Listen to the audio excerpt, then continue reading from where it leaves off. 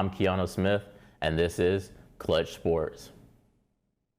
Week 8 of college football was absolutely demoralizing. This college football season for us fans has been terrible, especially for us Clemson fans. With some of your favorite teams winning and others losing, there is so much to unfold. Let's get into it. As a Clemson Tigers fan, I say this from the bottom of my heart. I got 2 words for you. We suck. With a majority of the game consisting of the score being a tie for Clemson, or Clemson leading. In the fourth quarter, our very own Tigers still found a way to lose this game. With the final score ending in 28-20, the Hurricanes and the Tigers went into double overtime. Clemson QB K-Stang's statistics may be impressive, but looks can be deceiving. He threw 18 of 34 passes for 314 yards, 2 touchdowns, and 1 interception.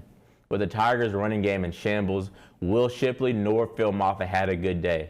K-Stang had an impressive negative 27 yards rushing. Whoop-de-doo. However, the one bright spot for Clemson's offense was Jake Brenningstool with 5 receptions for 126 yards. Clemson defense showed up and showed out, shutting Miami's offense out time and time again. Now the Hurricanes scraped away with a win. Freshman quarterback Emory Williams went 24 of 33 passes, 1 touchdown, and 1 interception, with Miami rushing for a combined 211 yards, which gave the Tigers defense a long night.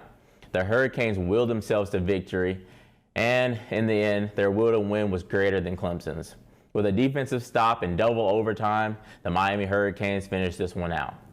Next up, the USC falls to another top 25 team. Utah defeated Caleb Williams and the Trojans this time with a 34-32 victory. Lincoln Riley and Caleb Williams were both stressed with the way officials handled certain penalties. However, that is no excuse. With a dramatic game-winning field goal, the University of Utah stunned their opposition like a skunk spraying its victim. Caleb Williams completed 24 of 34 passes for 256 yards. With Marshawn Lloyd rushing for 7 carries for 86 yards, he led the ground game for the USC. Yet, we did not see the high-powered USC offense we are used to seeing. Hopefully, they bounce back next week. So, let's talk about the U. Bryson Barnes threw for 235 yards, 3 touchdowns, and 1 interception. The 2 stars to help Utah to this victory was Jaquindon Jackson, who rushed for 26 carries and 117 yards. Next, wide receiver Sion Vaki caught 5 receptions for 149 yards. Ultimately, it came down to the last second, but congrats to Utah for pulling out this win. For our last topic of the day, the Buckeyes defeated the Nittany Lions. This was a hard-fought game for both teams. However, in the end, Ryan Day had a ray of sunshine and ultimately pulled up in front. For the Nittany Lions, Drew Aller threw under 50% for 191 yards and only 1 touchdown.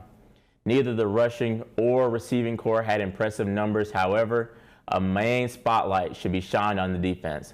Holding the Buckeyes to 20 points is unheard of, but not for this defense. With the tackles being made from the defensive linemen, linebackers, and defensive backs, the Nittany Lions had the Buckeyes offense in a chokehold. Moving on to the Buckeyes, Kyle McCord threw for 286 yards with 1 touchdown. Although these numbers are not impressive, a win is a win. The player of the game in my books is Marvin Harrison Jr.